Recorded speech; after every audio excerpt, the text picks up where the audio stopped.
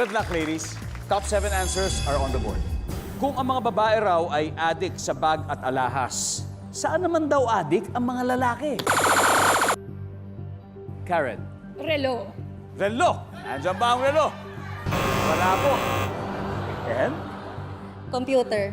I'll give you a chance. Can you be more specific? Anong computer? Computer, Maraming types. PC. PC. Pang games, yes. PC games. Yes. PC computer games. Yes. M, pass or play? Play. All right. Karen, balik muna tayo. Let's go, M. Okay. Sarlene, kung babae daw adik sa bag at alahas, yung mga lalaki, saan kaya adik? Rubber shoes.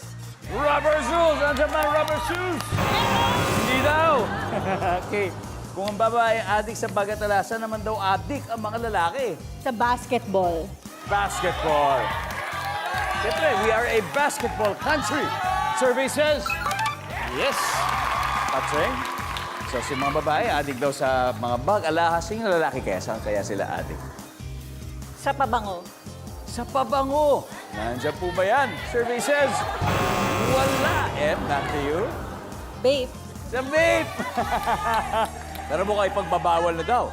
Sa online shop. Kasi siyempre, hindi pa naman talaga natin alam kung ano yung health risk, di ba, sa atin yan, lalo na yung kabataan. So, vape, nandyan daw yung vape. Survey says, sama na yan. Adeline, kung ang babae daw adik sa bag at alahas, saan kaya yung mga lalaki? Big bike. Big bike, mga motor. Di naman. Big bike. Wala. Alright. Women for the Earth. Madami-dami pa to. Isang tama lang ang kailangan natin, Sofia. Ano kaya? Speaking from experience. Yes. Kotse. Kotse. Angeli. Damit.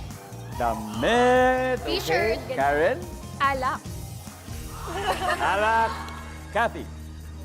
Cellphone. Cellphone! Aba, iba ang binigay ni Kathy.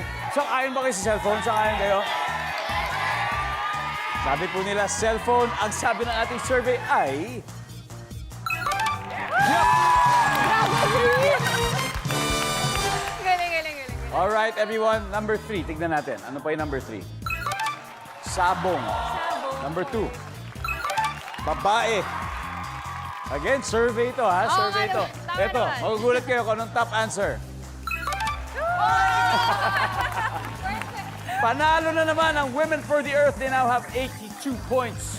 Habang ang community fans ay wala pang puntos, pero pwede sila humakot ng sangkatutak na points mamaya dahil double points round na sa pagbabalik ng Family Feud.